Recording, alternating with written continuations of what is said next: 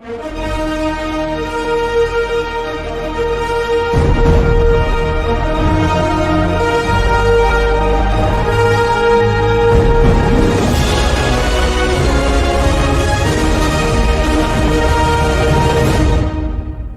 much for stopping by. No I problem. truly appreciate it. First question, I just got to know off rip. What do you think is like the number one dish that everyone in Louisiana should know how to cook? Oh, man. I don't really feel like anybody should know how to cook any particular thing. I just think it's good to know how to cook, you know. Obviously, if, you know, all the restaurants and everything shut down, you want to know how to light a fire and then cook some stuff. But as far as Louisiana foods, oh, man, that's a tough question. Yeah, to have the feeling of know how to cook, yeah. I don't even know how to answer that. I'm going to tell you why. And, you know, a lot of people think I'm probably dragging this on right now, but I'm really not. I'm going to tell you why. When it comes to Louisiana and it comes to Louisiana dishes, there are like thousands of variations of each dish. So like if I say everybody should know how to cook gumbo, it'd be like, all right, well what? Chicken and sausage, seafood, duck and andouille, you know, gumbo's the herbs, you know, like there's all these variations of gumbo. And even those in their own little rightful category, people have a way of how they do each particular one. Yeah. So I don't know if there's necessarily a dish that people should know how to cook. I think it's just good to embark in the journey of cooking Louisiana food. Hopefully, that's the best answer. I think you spun the answer pretty good. All right, I'll try. No, but I hate to say it, but I do not know how to cook that well. Yeah, that's nothing. That's one thing. Like I do want to learn. Like is to be able to cook. Like my stepdad, he's the one on Sundays who'll cook all the meals and stuff. And I mean, he does everything. I think his favorite thing to do is a roast in the crock pot, though. I know that's not like Louisiana. Oh, it's super Louisiana. We call it gravy and rice. Yeah. Yeah, true. But that's probably my favorite. Like, we do that for Christmas. That's our, like, specific thing. Well, how old are you? I'm 24. Dude. I mean, when I was in my 20s, bro, like, I was terrible at cooking. Yeah. I mean, I could do breakfast, supper. I probably couldn't do much of that, you know? I tell you, my first roux I ever made, flour, oil. Burnt? Oh, worse. I was using a plastic spatula. I didn't know, you know, like I didn't have all these people that like really sat down with me and taught me cooking. Like my mom's good at cooking. My dad loves cooking shows and cooking food, but he really doesn't do much like in-depth cooking.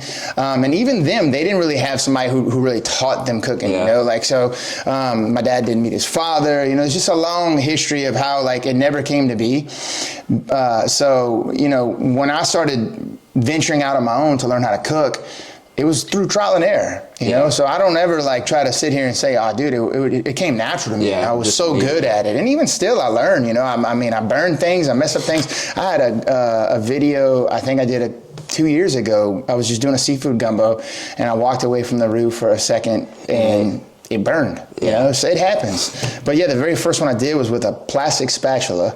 I was pushing it around and I thought I burned it. Turned out the spatula was melting into the pot and little pieces were floating. Yeah. And that was like 45 minutes in. I think I was probably your age. Really? Yeah. And I was like, you know what? That makes me feel a lot better. I remember thinking then, this ain't for me. And I didn't cook a roux again for like a long time. And then I was like, all right, I'm gonna try it again. Yeah. You know, at this time, you know, when I'm 42 now, so, you know, when you're 24, there wasn't no ChatGPT or like, there wasn't TikTok. There was like YouTube, but like there wasn't a whole lot of Cajun cooking going on, you know, so. It's not like YouTube how it is today. Yeah, you can find pretty much anything nowadays, you know, so it was a lot of trial and error, but I'm thankful I did that. Like, and I should have known then what I know now is like, you know, the more you put reps into something, the better you will get at it. Yeah. You can't go to the gym one time and expect a six-pack. You know, it's the same thing with cooking. So if you go and cook one time and it wasn't good, that's okay. You're probably going to be very sore after your first workout. Yeah. So you just keep doing it. No, I agree. And I think it's very like difficult at times because like trial and error, like, you know, some people are like very easy to give up after that. Like, I'm sure some people in your position, like if they would have called it quits for sure after that. Oh yeah, look, my wife, man, she's hands down. Shout out Miss Cajun Ninja. Yeah, you know, she's like, oh, I'm not doing it again. You know, like, and look, the things where I fall short, she's there to lift me. You know, so that's what makes our relationship so great. Because like, yeah, she gets very impatient with that kind of stuff. She wants to get things done right then and there, and cooking is a labor of love. You know. Yeah. So that's probably why. The way she is works great for me when it comes to the dishes because she wants to get it done right then and there, and I'm like, you know, let it sit, let it simmer for a little bit, you know. She's definitely through the years has learned like sometimes you just got to take it slow, try again. But yeah, for anybody who does feel that way, like they would want to just quit, that's the best advice I can give is just do it again. Yeah, do it again. See, I will say I follow you on Instagram and stuff. Obviously, I love how you and your wife go on like date nights and stuff. I think that's like amazing. I just gotta say, like, just those little things and how you always post about your kids and stuff too. I really like enjoy that. And I know this might be a little controversial to say, but like, if you had a date night spot in Thibodaux that you wanted to go to, like, what's the first place that comes to mind? Well, it's not controversial to say to the one I say. It'd be controversial to the other places, right? Exactly. But I'm gonna, say this. It depends on the mood. There's a bunch of great places in Thibodaux, and like for me and my wife, we can hit up a bunch of them. So I'm gonna say a bunch of them, but the first one that really would come to mind, date night, me and my wife, would probably be Sinclair. I knew. Michael there, dude. He's so awesome, man. Such a great guy. He always makes sure we're well taken care of. But it's not just because I'm the Cajun Ninja. That's just how he treats all his guests. Yeah. But look, the other restaurants don't fall short either. I mean, Cuvée, Flanagan's, Freeman's. These are some of the nice ones. But even like your Peppers. Big Mike's, your Peppers, dude. I can go have pizza with my wife. I like these places. Grady V's. That's another one. I almost missed that one. I feel like people kind of been sleeping on Grady V's now that like your Peppers is open. Like, I think that's kind of changed the game a lot. Yeah, I'm a big Peppers fan, though. Like, look, man, my kids, they were so upset that it was closed for so long here. Yeah. Which, another thing, I don't know if they brought them back or they're still going, but the crab poppers, those, like, dude, I have this one daughter, she loves them. I think they might have taken them off the menu. But if Peppers is listening, man, you got some people that want those back. If they aren't already back. I'm sure. I'm gonna break your heart right here. I'm allergic to seafood. Oh man, well it doesn't break my heart. My grandmother was allergic to seafood, and she was one of the greatest people to walk the earth, man. So I don't get upset over that. Some people say that and judge a little bit, like you're from Louisiana. I'm like, man, dude, come on. So terrible, dude. That's not something you can control. Yeah, I know, right? No, I feel for you, man. That's it's definitely heartbreaking in the sense of, you don't really get to eat it. But at the same time, have you been allergic your whole life? Yeah, since a little kid. Yeah, so you don't really know what you're missing, right? Exactly, right. So that's kind of... The only I've had is like a little bit of sushi and crab. Okay. It was good. Yeah. It just didn't... you get like flared up or your stomach? Yeah, like swollen and you just can't really breathe. Now, is it like all shellfish or like even just raw fish? Everything. Wow. Yeah, so like at a young age, I went to the doctor. You know how like they put the like different things on your back to see like what you react to? Mm-hmm. It was all of them. Wow. Yeah. Hey, that's a painful thing to do. I don't know if you've ever done that, but it feels like someone's just scratching your back the whole thing. Oh man, no, I never experienced that, man. And it sounds like something I don't want to experience. No, it's definitely not. Yeah. It's definitely not.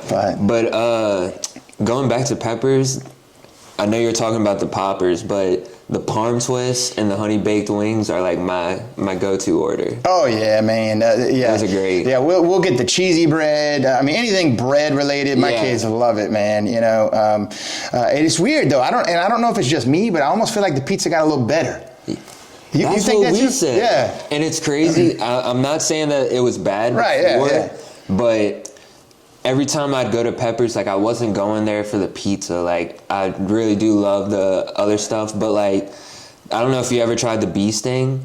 No, what's the bee sting? It's got candied jalapenos, pepperoni. Oh, it's a pizza. Yeah. Okay, wow. Go try it next time. Yeah. It's my favorite, and I want to say like it's got some feta cheese or something on there, dude.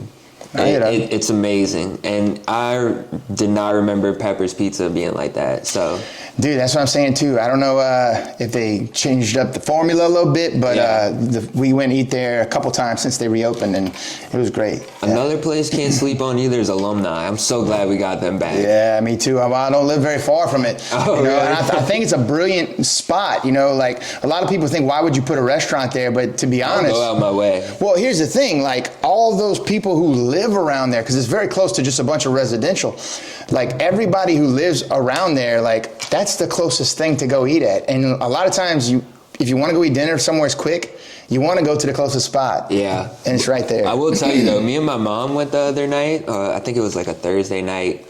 There was no one in the restaurant really. Like not every table was taken, but there were so many to-go orders. It took us a long time to get our food, and I felt so bad for the workers because like they're just like constantly coming through. They're like, I'm so sorry, but like all these to-go orders, and you could see the cars like lined up. It's against the road. I'm like, yeah, Alumni's back for sure. Dude, I know, man. It can get so crazy good. over there. Yeah. Yeah, I love the tuna nachos. Of course, you can't have Yeah, those. my friend gets them every time. Oh, dude, they're so good. I know. I'll eat the chips without the tuna. I'm gonna have to bite my tongue every time I think of seafood now. This poor guy can't eat no seafood, you know. But yeah, but at least you can live vicariously through me. Yeah, right. So why don't we kind of backtrack a little bit? So like, when did all of this start? Oh man. So the page itself I created actually in May of 2016. So this May makes 10 years. Oh wow, yeah, congratulations. Thank you, yeah. Now if you look at my YouTube, it'll say even 10 years further than that because I created a YouTube in 2006. But like back then it was just like, well, I created it, but I wasn't doing anything with it. Yeah, you just created an account to like, so I can be on subscribe and all that. Yeah, look, I was into the whole social media scene long before it is what it is now, and I knew that this was gonna happen. Like I felt. How old were you at the time? Let's see, the YouTube or the like when you started the YouTube? I started YouTube 2006, so let's see, I graduated high school in 01, so maybe 22. Okay. Yeah, and maybe 20 or 23. Yeah, 22 or 23, one of those. Yeah, so, and like, that was probably the first real wave of like viral, you know? Like viral videos were hitting on YouTube, like Charlie Bit My Finger, you know, I don't know if you know that, but if you look up that one, that's like an early on viral video. And, you know, like I was really into that, but the companies I worked for, because I was in like the oil industry as a marketing representative, they kind of frowned upon like you being all over social media. And I remember even sitting in a meeting one time and telling my bosses, like, look, y'all ought to think about creating a social media account. And this was an oil field company. And at this time, like social media was mostly just like chatting with your friends. Yeah. Like they weren't texting, like it was like you had your group of friends you would scroll through and talk with. You might post some stuff to them. Yeah. I mean, this is slowly like you're getting like iPhone territory. Like, the first couple iPhones. Yeah, exactly. Like actually, when I got on Facebook, before that it was MySpace. Yeah. When I got on there, I would get on a computer. Like we didn't have this. Yeah. You know, we were That's still crazy to say. Yeah, it is wild because like then with our flip phones and whatnot, I thought technology. The Blackberries. Yeah, I thought technology was pretty lit. You know. Yeah, I always looked at like my brother's or my mom's phone and how they'd slide it up to. I cannot wait to get that. And I know, and now that is such outdated technology. Yeah. And so I was, you know, trying to convince my bosses that they should get on social media. And dude, they looked at me like, why is this kid even working for our company? Like, they're like, no, that's for like people to hang out and be friends. And my thought behind it was, at the time, you couldn't maybe necessarily market because that wasn't so much of a thing yet, but so many people were on social media, I thought that you could probably generate good employees. Yeah. You know, if you were putting your company out there on the platform that everybody's getting on, every night they're getting home, they're scrolling on it. And if you're the only platform on there and these guys who are good in this field see your company and they're looking for a new job, better opportunity, they're going to come running to you. Right. You know? And funny enough, the next company I went work for, they had a dedicated person for that. Yeah, social media person. Yeah. You knew it, man. Yeah, Yeah, you just kind of had that feeling. Yeah, the thing is attention is just everything. And that's what everybody's going for every day is attention. Now, I also, try to like push, don't get too caught up in attention. Yeah. But, for your overall business and things you're trying to succeed at, like if you have attention or you go where attention is, that's where you can be successful. Mm-hmm. And so what were like some of those first early like YouTube videos like for me? Yeah. Oh, terrible. I turned 2 years in May, so I can understand that. I went and watched my first episode the other day and I was like, But look, you learn to appreciate them. And I think even recently I just reshared like the first cooking video I posted, which was like chicken and sausage gumbo. The perfect one. Yeah, and at the time I didn't know this was going to go viral. Like when I posted it in 2016, I was actually Snapchatting it. And back then you could only Snapchat for like a couple seconds. Yeah, it wasn't much. And so like I took all those clips, you were able to save it into one video, thankfully, and I just posted it to my page at the time, which I called What You Doing to Ruin, which was like a play on my name, which is technically Derwin, but no one ever got it right growing up, so I gave up around here. But when I moved to Lafayette, people were like, dude, you don't know your last name? Yeah, so there's a little fun fact for anybody who's never heard that, but it's true. I do still say Derwin because that's what I was getting called, but I uploaded it to that. And I had no clue that was going to go viral. I only had like 400 followers, mostly friends. That's usually who it is. Yeah, and then that went crazy viral. So what made it go viral, though, I tell people all the time, was not because it was some great gumbo. It was because it was so controversial in the sense of who believed I was missing this, who believed I should have put that or taken out, and that's the formula. Because like that's what you said earlier when I asked you that. You were like, there's so many different like things you cook, and like there's always going to be someone who comments like whether you didn't do this specific part right, or you didn't add this, or you put too much of that, or so I see what you're saying right there. Yeah, actually, the better I got at cooking, the less viral videos would go. And it's almost like someone wants you to put tomatoes in there. Yeah, so well, listen, in the comments. And I'm sure you've seen this. There are some cooking videos where you're looking at it going, there's no way they believe that. Yeah. Like they put raw hot dogs inside of a spaghetti noodle surrounded by raw ground meat and put it in a black iron pan, and they're like, oh, this is going to be so good. Yeah, I'm sure you've seen those. They're doing that because they want it causes controversy in the comments, and they make a killing off of it. And I've never had that in me. And look, that opportunity is there right now. I could press that button right now and make that money. It ain't worth it to me. Yeah, it's not. It's not worth it. It's not worth it. I mean, I have the platform. I have the eyes. I could put out something controversial today and make money off of it. But I love what I have now. Yeah. And it's genuine. It's real. If I make it in my kitchen, I eat it in my kitchen. And if I tell you I believe it's good, I believe it's good. Yeah. You still may hate it, but I'm being genuine about how I feel about it. That breakfast looked good the other day. Cook for your workers. Here I am talking about breakfast again, but that looks fire. Funny enough, that actually did pretty well on social media, and I would have thought it was a quick little video. But like it was funny because my one middle daughter Zoe, she wanted hot dogs, and she hated that I was calling her out on that. But I think she's growing to realize that like Dad picks on her because she's just my little picker. She's good about picking on herself too, and I like that about her. But yeah, she can be the eyeball when it comes to breakfast food. Like she's finicky. Like breakfast to her is breakfast. Like in the morning. Yeah. That only. My wife, oh dude, pancakes and eggs and bacon for dinner is amazing. Like that's a cool. I would love that. Yeah. I would go to Waffle House. I mean, dude, right? I mean, I did Waffle House I'm sure either very late or very early, whatever the time 2 a.m., 3 a.m. was. 3 a.m., 4 a.m. I'm sure I got plenty of memories at 3 a.m. at Waffle House. For sure, man. Back in the day, I played in a local cover band. It was a Last Call, and there was a place called Bellini's. I would play in Homa at the Brick House, and our band was called Dolly Pardon, like a play on Dolly Parton, but it was like Dalai Lama and the word pardon.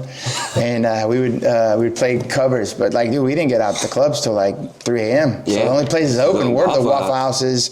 They didn't even have that one. But probably here. Now I don't know how long's that one been here. The one here in Thibodeau.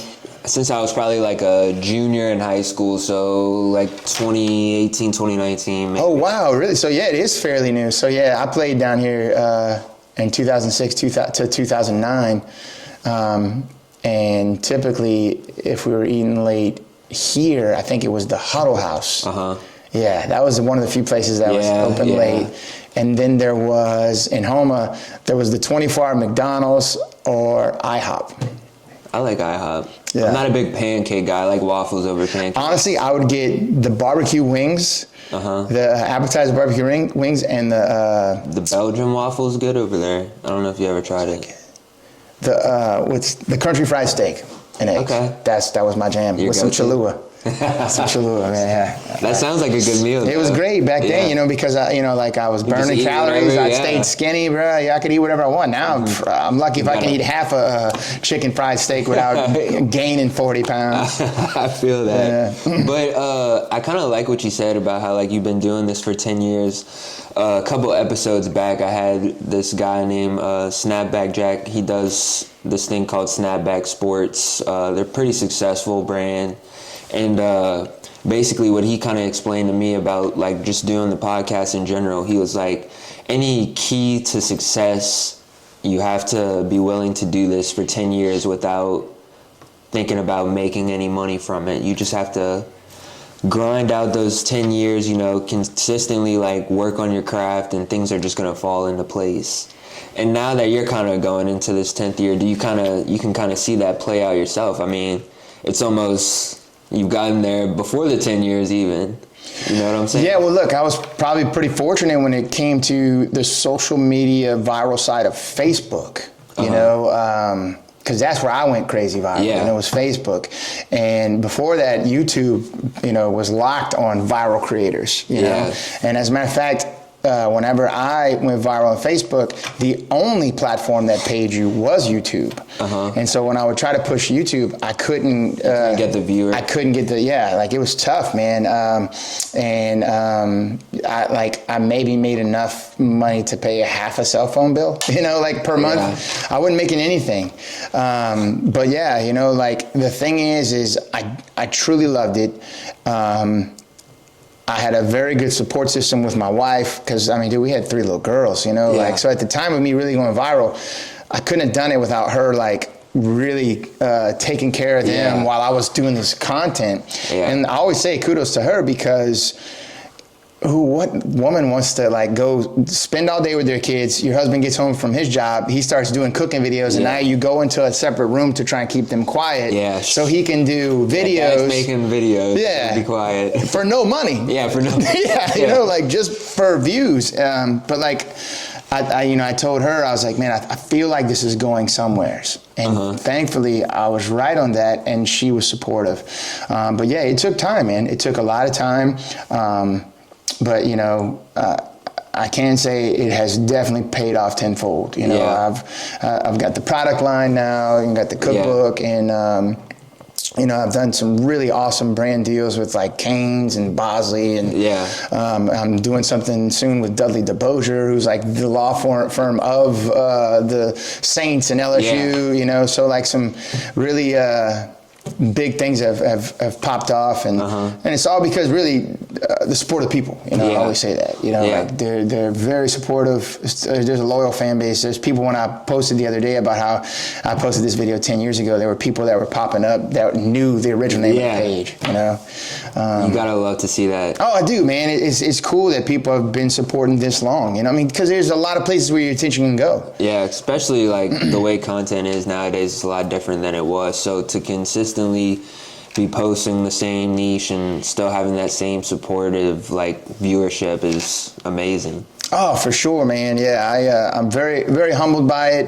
But at the same time, you know, I never have an expectation of anything more either. Like, I'm thankful for what I have now.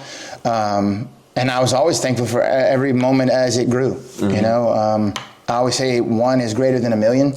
And what I mean by that is the one-on-one interaction. So like even this right now to me is greater than 1,000,000 followers, you know, because like this is real. This is a real moment in time. Like, it's not just a like or a comment or a new follower that I have no visualization or feeling towards at all. But you meet a person, it's different. And that's why I love every interaction with people. If you don't know us already, I talk a lot. I'm sure somebody's probably watching right now. Like, guys, dude, don't shut up. And that's genuinely how I am, dude. I love talking to people so much that I do meet some of the fan base, and they're like, "All right, dude." They run into you at the store. And they're like, "Ah." Yeah. So, but it's fun. No, it is. Yeah. And so like. So the cookbook was like kind of one of the first things that kind of came out. Would you say like that you did like brand wise, or? Oh, the seasoning was. Yeah. Okay. Well, brand wise would probably be just paella in general. Like, I had put it on some shirts and some hats and what have you. And I think we had made the paella spatula, the spoonchula is what we were calling it. And that was like one of the first things I was really selling a lot of. And then so many people were like, dude, you need to create a season. And I didn't know what direction to really go with that. I didn't know how that was even done. So finally I kind of started looking into it. And there are, places that they package seasoning, and you can actually like reach out to them, and they got several different recipes, and you can slap a label on one and just hit the ground running. Yeah. And I was like, man, I don't want to do that, And so the company I was talking to, they're like, well, look, you can create your own, and we can sign a non-disclosure that it's yours, because when you slap a label on their recipe, they own it. Now, you make everything you do off of it or sell it, what have you, but if you decide to switch from their company to another company, you don't own that recipe, they do. So you got to come up with the formula again somewhere else. Yeah. But for me, but many people take that route because you can get a seasoning out very fast. Yeah. And I say many people, I don't know, not everybody, but some I feel like that's just like brands in general. Like, someone creates like their own drink or their own like, they're not the creative process. Like I think of like an alcoholic beverage or something. Mm-hmm. Someone might do that.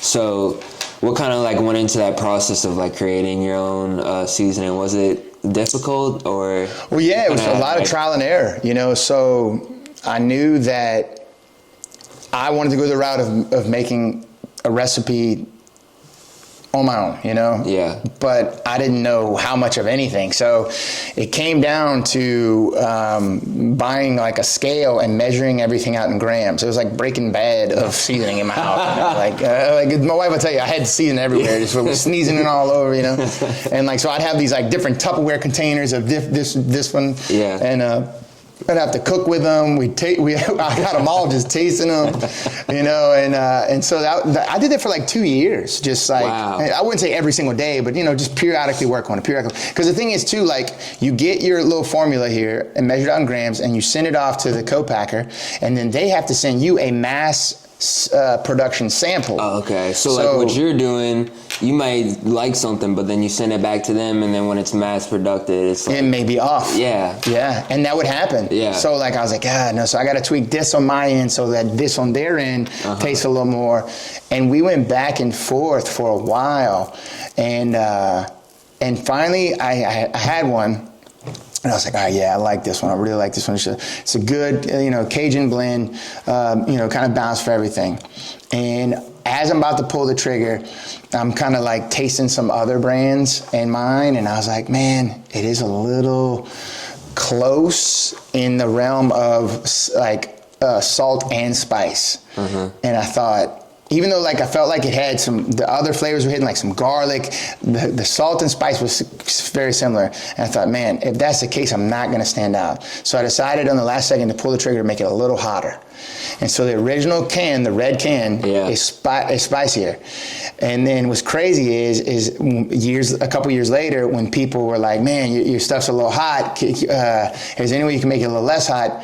When I came out with the mild heat blend, that was the actual original one I was going to make. Yeah. And that one does really well. That's people look. But funny enough, whenever I dropped that mild heat blend, I thought, finally, the people are saying this is too hot.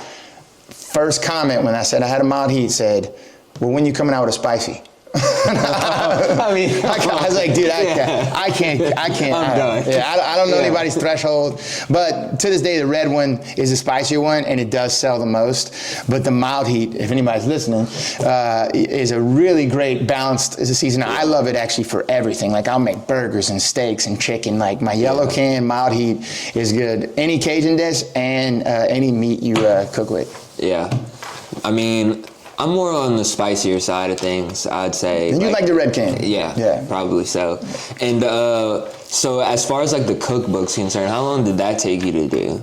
Oh man, that was a couple. Because I feel like that would take a while. Oh yeah, it was a little over a year for sure. There was like a lot that went into it. Building out a cookbook is the best way I can say it is kind of like building your house. Like if you build a house from scratch, you don't think about the little things like the door hinges, like your contract is like, all right, what kind of door hinges you want? I'm like, I don't know, door hinges, like door knobs, the electrical outlets, like every little detail. And so that's kind of how we had to do the book. It was like weekly meetings of, this week we're going to do these recipes in our test kitchen. We're going to have photographers taking photos. What do you want to see in each photo? So that's how it was done. Oh. So at first I thought when we did this book, I thought they were going to have to come to my house and do all the recipes. No, it didn't work like that. So what they did was I submitted all the recipes to them, and then they had a test kitchen where they made each one, and then they had a photographer come in and a stylist come in, and they made sure everything I said in the weekly call was in the photo. Yeah. And then they'd send me all the photos for proof. And it was wild. Like I remember sometimes too they would like kind of battle me on things like if I wanted to see something.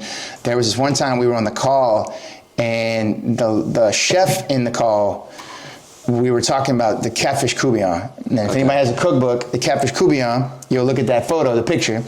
And I said I wanted to see some slabs of fresh fish seasoned in the background, but in the front, the full image of it fully cooked. And then she said on the call, no, you don't want raw food and cooked food together. And I was like, well, I mean, it's a photo. Nobody's going to get sick. And then she's like, it doesn't matter. It doesn't appeal to people. And I said, well, I think it does. I mean, I know I sometimes see seasoned food appeals to me. So I just would like to see that in the photo. And she goes, well, we don't normally do that. It's not going to look good. And then I was like, well, whose cookbook is this? Yeah. I mean, go for it. So at the time, I was getting a little frustrated, and then she's like, then she goes, well, if you want the raw fish, I'll give you all the raw fish you want. And I said, you know what? I want to see the head of that catfish. I want the tail. At that point, I was being a little bit irate, but like we calmed down about it. And then sure enough, they did the photo. So whoever has the book, you've seen the catfish courtbouillon, the raw slabs of fish are actually in the background with the fresh catfish courtbouillon dish made in the front. And in the next call, we did the approvals, and she was on the call. She goes, you know, Jason, it does look pretty good. Okay. And my logic behind it was like when we go to the grocery store now, we go to Rouse's, man, like there's tons you got a visual of it. Well, there's tons of raw meat that are seasoned. They have a section of just seasoned meat because they know you're going to look at that and you're just instantly going to want to slap that on the grill. Exactly. And it's marketing, so that was my thing. Catfish courtbouillon is not necessarily something you would want to make, but if you saw that photo, fresh fish seasoned, the beginning process might trigger you. Yeah. And once people try it, they go, oh, dude, this is a great dish. Mm-hmm. I mean, you'll never know about it. But I know. For anybody else who does not have seafood allergy, it's a great dish. It's like a red gravy with fresh fillets of fish, seasoned fish, and served over rice. And it's just really good. I love anything served over rice. Now, I would say a good segue or a good sideway dish to eat that would be in your realm of trying would be chicken sauce piquant. Have you ever had that? Yeah. So my dad loves any type of sauce piquant. He does rabbit. That one's really good. It's a little different than courtbouillon, but it's definitely in the neighborhood. Yeah. Yeah. So let me ask you, if we're going through like breakfast, lunch, and dinner, anywhere in Louisiana, you can go to any restaurant, any whatever hole in the wall place. What would be like your lineup for breakfast, lunch, and dinner? Starting off with breakfast. Dude. I mean, we can go back and forth and share. Mine would easily be the Ruby Slipper in New Orleans. Mm-hmm. I don't know if you know. Oh yeah, it's good. Yeah. The breakfast there is great. I think that was one of the first ones that was popping in my head. It was either Ruby Slipper or one of the other ones that's like on the same realm as Ruby Slipper. It's a great brunch spot. Yeah. But I'm wanting to know, like, is Ruby Slipper like original Louisiana place? Like, did they originate in Louisiana? Because that's what I'm trying to think here. Like, I'm trying to give my Louisiana people their due diligence. I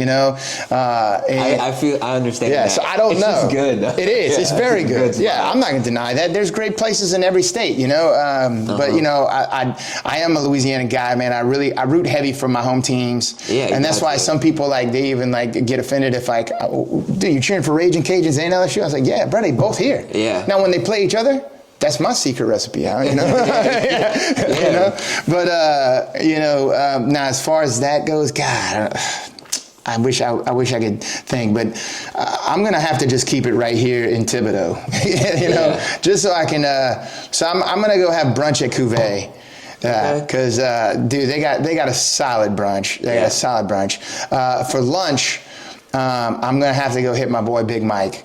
Yeah. Okay, I was gonna give you a sleeper and say I was gonna go hit the Ruckus Truck. Man, their burgers and stuff there are amazing. Well, that is Big Mike. So there you go. Yeah, we were on the same page. I'm gonna hit my boy Big Mike, and then for dinner I'm going to Sinclair. Yeah. So.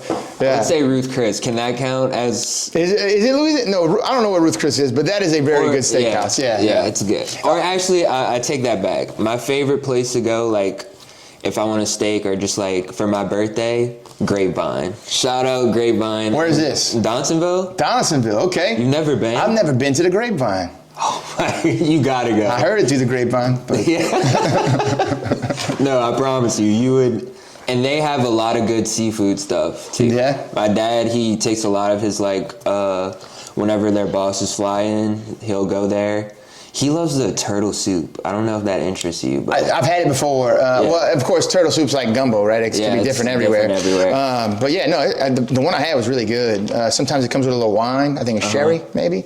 But yeah, I mean, I see nothing wrong with that. You love turtle soup. You love turtle soup. And they have a lot of seafood appetizers because I don't get the apps there, but definitely go try it. Well, what are you eating then when you go there? So I start off with, so I don't get any appetite.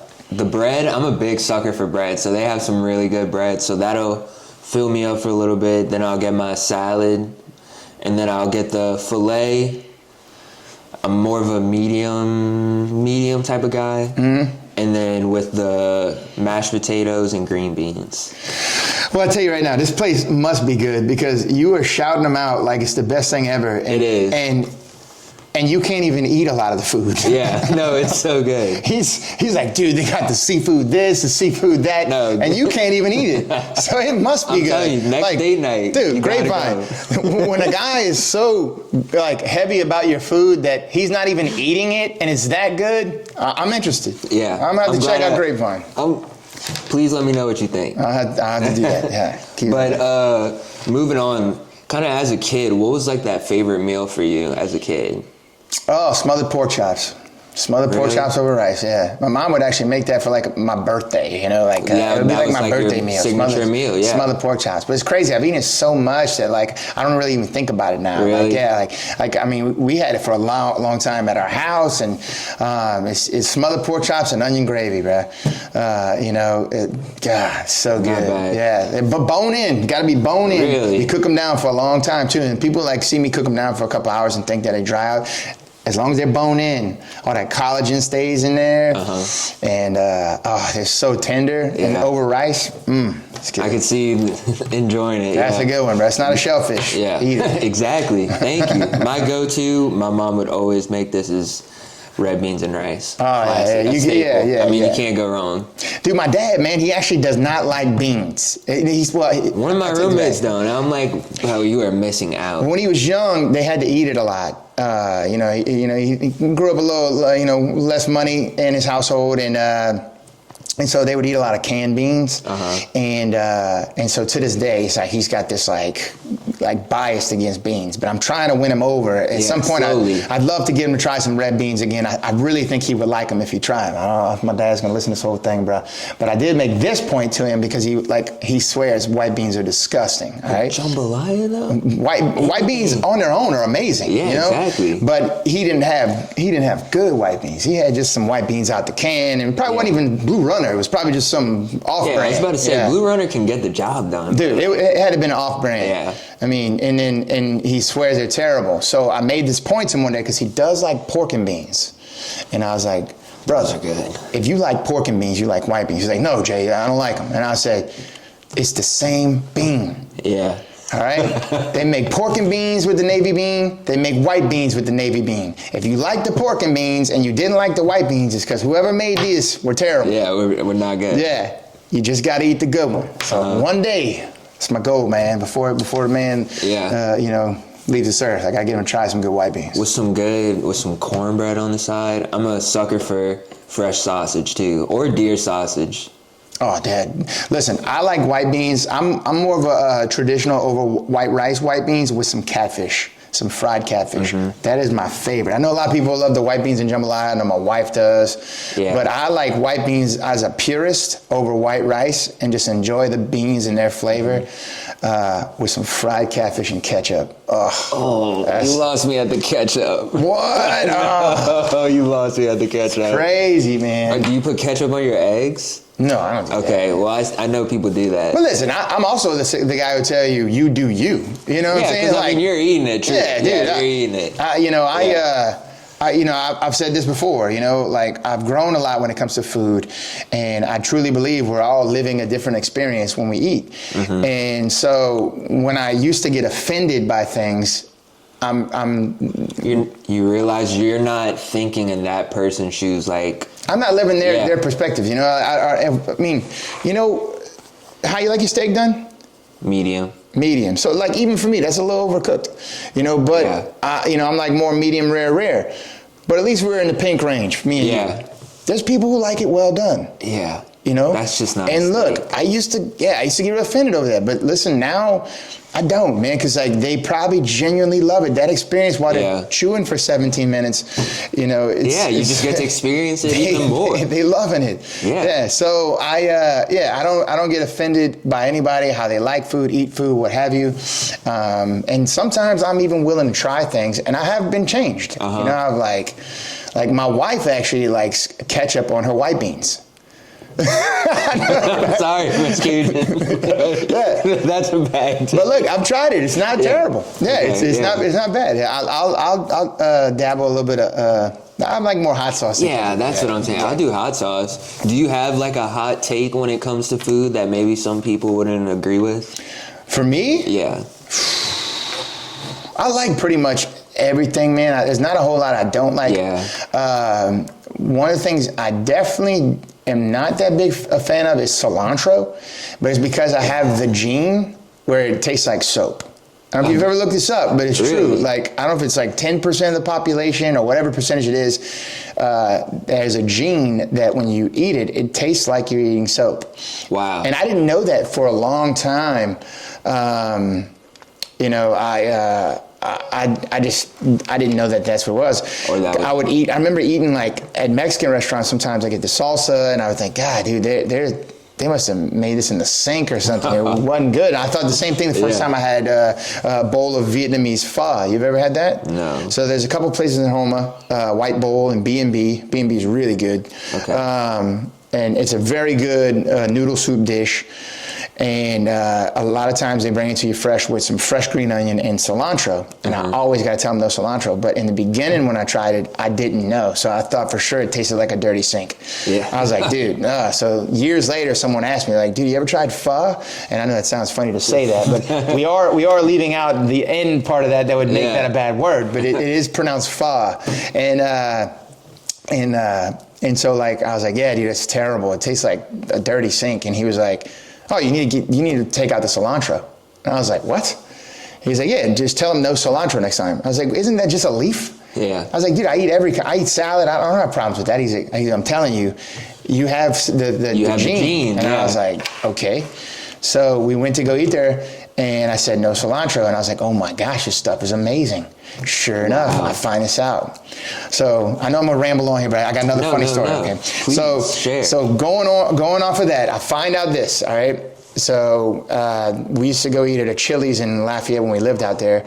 They used to do tableside guacamole. And they'd bring it out to the table, and I'd always say, hey, look, no cilantro. Well, one day, we were sitting in the bar area. The guy made it in the back and brought it out. And I was like, hey, hold up. And he's like, yeah, what? And I was like, I can't have this, man. It's got the cilantro in it. And he's like, all right. I said, you usually make it at the table. He goes, yeah, I wasn't thinking. All right, man. So he goes back. He comes back with the tray of everything. He's making the table. And you could tell he's just like. He's just pissed. Yeah, he's just mad at me, man. And I'm thinking to myself, too, God, because I used to wait tables. I would hate it. I had to do that, too. And I was like, so I'm trying to make light conversation. I was like, man, I'm real sorry, dude. Like, I mean, I'll even make it. He's like, no, I got it. I said, yeah, the thing is, man, I got this, like, genetic thing where, like, if I eat something with cilantro, it tastes like soap. And then his eyes lit up and he goes, I think our pico de gallo tastes like soap. And I said, you got the gene, bro. he was like, what? I was like, yeah, there's cilantro in pico de gallo. And he was like, wow. So at that point, we were on the same page. So we he were was buddies. cool. He's like, he found out about something himself, but yeah, man. To make a long story longer, that is my ADD kicked in so hard. This was because you said, do I have anything that's controversial? That was why hot take, a hot take, dude. That's how ADD I am. I'm super ADD, so like I'll jump into a bunch of stuff. But that is a hot take with some people. Some people say that I'm crazy for thinking cilantro. Hey, I mean, you're in the 10%, so I mean, it is. And look, 90% of people might think you're crazy. My kids, they're the same ones too, because my wife has it too. Yeah. Oh wow. Yeah. So very rare. If two parents have it, it's pretty much destined. I'd have to think the percentage got to be higher than 10%. I don't know. But you're gonna have to look that up. Start asking people, man. I will. I'm telling you. Next time I try some pico or something, I'm gonna like taste it a little bit extra. Yeah, if it just tastes like fresh greens to you, we're good to go. Yeah, you'll be fine, bro. You'll enjoy it. And I still to this day try to eat it sometimes because I want to believe I can maybe change it. Yeah. But it still tastes like soap. Yeah. Yeah. Wow. Yeah. And so going back a little bit on the collabs and stuff, do you have like a favorite collab that you did with someone, or like I know you said you. Like with Canes and all those? Canes. Canes is definitely one of my all-time favorites. Todd Graves, like as big as that guy is in Louisiana, he finds a way to just get things done if you bring something to his attention. And so the way that worked out was I was eating at Cane's one day in Thibodaux, and me and the girls were kind of looking around at all the stuff on the walls, and I said, man, at every Cane's they actually put local, like people that are well known in the community on the wall. And one of my daughters said, Dad, it'd be cool if they put you up there one day. Yeah. And I was like, that would be cool. And so then I posted, some people want to get in some kind of Hall of Fame. I just want to be on the wall of Cane's. And then it took off. Wow. And Todd was getting tagged and Canes, and Todd messaged underneath. He goes, I hear you loud and clear, Cajun Ninja. We're going to make this happen. Yeah. And a lot of time goes by, and I thought, that was just, I got a cool response. Yeah. Out of nowhere, Canes hits me up, their marketing team, asking me to come cook at their tailgate for an Auburn football game at LSU. Yeah. And I was like, yeah, absolutely. So I go do that. Theo Vaughn shows up. Drewski shows up, and then Todd comes, and we take a photo together. And so I just thought he was just hiring me to come do this, like I got kind of picked out the hat. Yeah. He did that so that we could have a photo together, so that he could put that up next to my cookbook at Cane's. Wow. This guy is like probably one of the most successful people in our state, and he made that happen. Just little old me in Thibodaux. Yeah. So I'm very thankful for I will vouch. He is a great guy. So, I mean, this is a long time ago. So my dad, he's a football coach, and he coached at like Port Sulphur and South Plaquemines in the late 90s, early 2000s, and they were one of the spots that got hurt really bad by Katrina.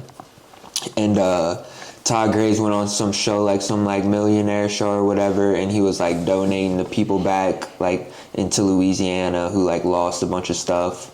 And he actually, like, there's a segment on YouTube, you can go watch it, and it's like of him and my dad, and he donated to the football team. And so that year they actually went to the Dome, and we like went to the like Cane's in New Orleans. Like, we got to meet him. Like, he was on the like just like on the field with us, him, his wife, his daughters.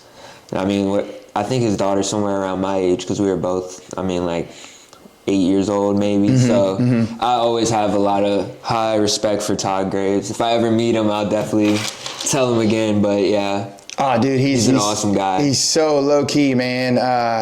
Like I said, I got to meet him for that tailgate, and then another time I got to go to an LSU game. My boy Casey McKenzie, bruh, Rougarou.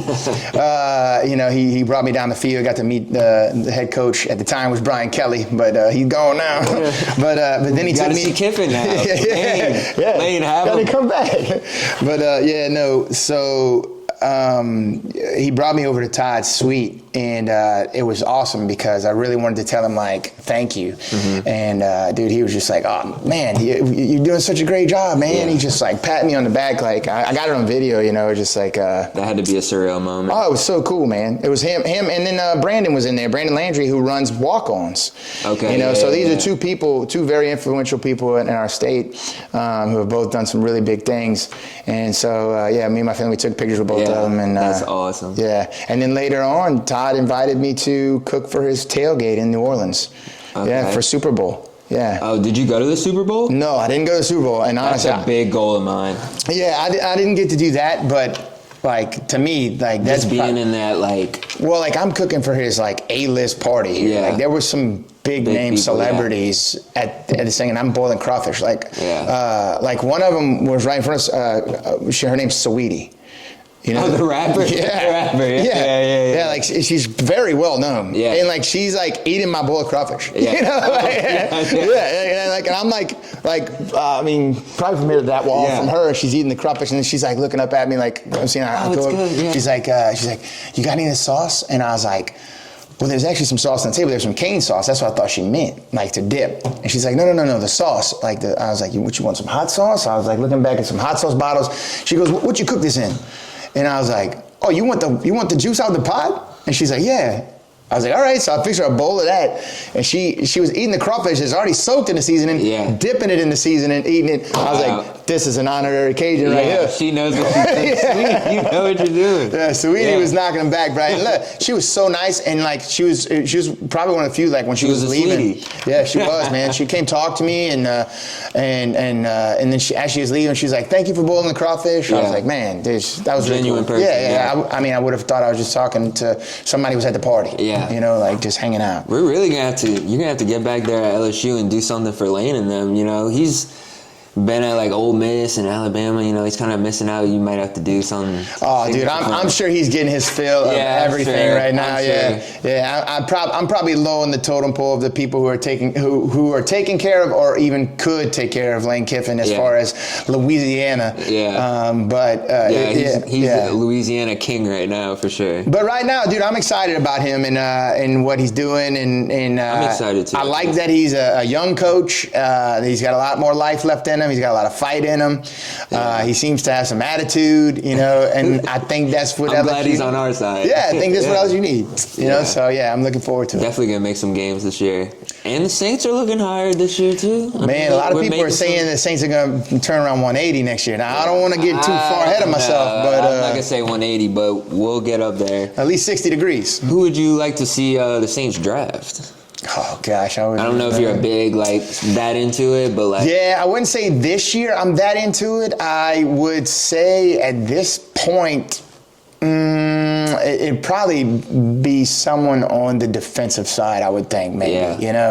We gotta get a scary defense again, man. Yeah, defense wins championships. Well, look, watched that Super Bowl this past year. I mean, Drew Brees' year that they won, man, we had a scary defense. It was so scary they called it the Bounty Gate. And like honestly, Drew Brees could have won more Super Bowls, man. I don't like to talk he really could have. That Rams game hurts my heart so much. Dude, the Rams game. game? How about the Vikings game? Both of them. Yeah, the push off in the end zone. That was such a push. I was at that game. I was at that one too, man. But the worst one was when the guy just completely missed the tackle. You know, like that the purple miracle, whatever they call it. I don't know, the Minnesota miracle. Whatever. That one hurts so bad because the worst is the Rams though, because that one's pretty bad too. Yeah. We would have won the Super Bowl. Yeah, no, I mean a clear pass interference. But I mean even those, right? You take those out. Those are 3 right there. There was a year that they played the 49ers and Drew he lit them up. He got them all. I mean, he got the Saints all the way back in the game. There was 50 seconds left. Yeah. And the team came down the field and scored on the defense and won the game. And the Giants. Oh yeah, there was that. I think we were up 17-0 in that game early on, and then Seattle had a terrible record that year. Yeah, they were a wild card. There was 7-9. It was a wild card. Yeah. No, we were. It was a wild card game, but they got the home advantage because they won their division. Yeah. Because their division was terrible. Yeah. And they were 7-9, and I think the Saints had 11 wins. It's crazy. And not to think about it, they lost the NFC Championship game to the Bears one time. Oh, yeah, there was that one. That was Drew Brees' might have been his first year. I think it was. First or second. Yeah, his first or second year, yeah. Yeah, that one was a tough one, too, you know? Yeah. But, yeah, people will talk about Tom Brady, and I'm like, dude, I think if Drew Brees, put some respect on it. Even the MVP thing. He never got one. Yeah. Never got one. Insane. Peyton Manning got 4 of them. Yeah. There was Drew, you deserve an MVP. You're our MVP for sure. Always. Dude. No, he's definitely the most valuable person in Louisiana. Yeah. For sure. Maybe Todd Graves is right there with him. Yeah. But besides sports and all that, I don't have too much left. But going back into the cooking realm, what would you say is your number one advice to someone who wants to, maybe someone like me, who wants to learn to cook and kind of start cooking their own meals, instead of going out every day to go get something to eat? What would be your advice? I think the word was right in your mouth. Start, Just start. Yeah. I mean, it's I want to run a 5K. Okay, we'll start walking a mile. Yeah. Start with something simple, Go through several cookbooks or recipes online. Nowadays, we got ChatGPT. Yeah, I was just thinking that. We have ChatGPT. You can literally ask, what would be the easiest thing for me to start cooking? Dude, how awesome is that? Yeah. It'll tell you, and then it'll even show some recipes that you can try.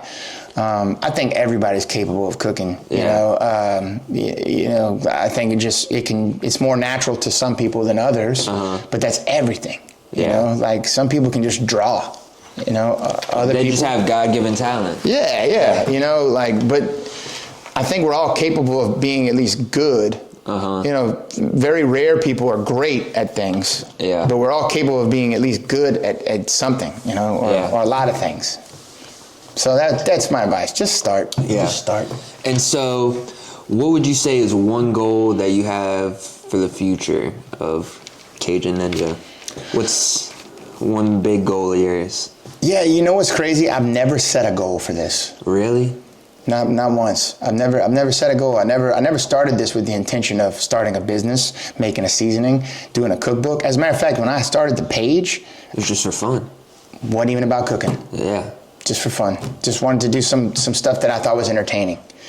And every time I just kind of do something, it leads to something else. Yeah. And I like that. Things just fall into place. Because it stops me from trying to put it in my hands and keep it in his hands. You know what I'm saying? And upstairs. And so that's the way I kind of live, man. I don't really try to set a goal for this. I think if a goal presents itself and it looks achievable or a challenge, I like to push at that.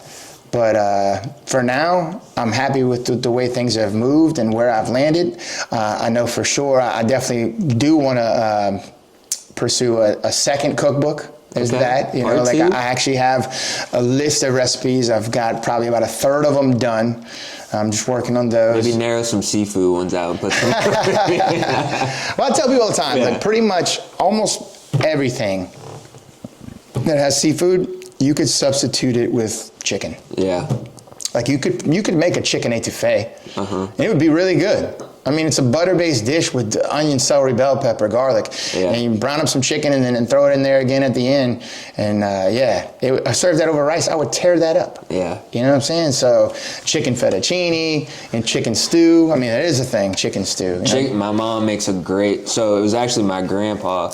He passed away this past year, but he would make the best chicken stew. And like they taught them the recipe, my mom and her siblings, and it's so good. It's really a good one. That's probably one of my favorites. Dude, anytime, I know this for me, anytime somebody like compares me to like a grandparent, is that what you said, a grandfather made it? Yeah. Yeah. That's the ultimate compliment. Yeah. Because it is. There's something special about your grandparent. I always remember, as a kid on Sundays, I'm in the car, I'm like, fingers crossed, it's chicken stew. Chicken stew. Oh, no. Yeah. Did y'all eat it with potato salad? Yes. Me too.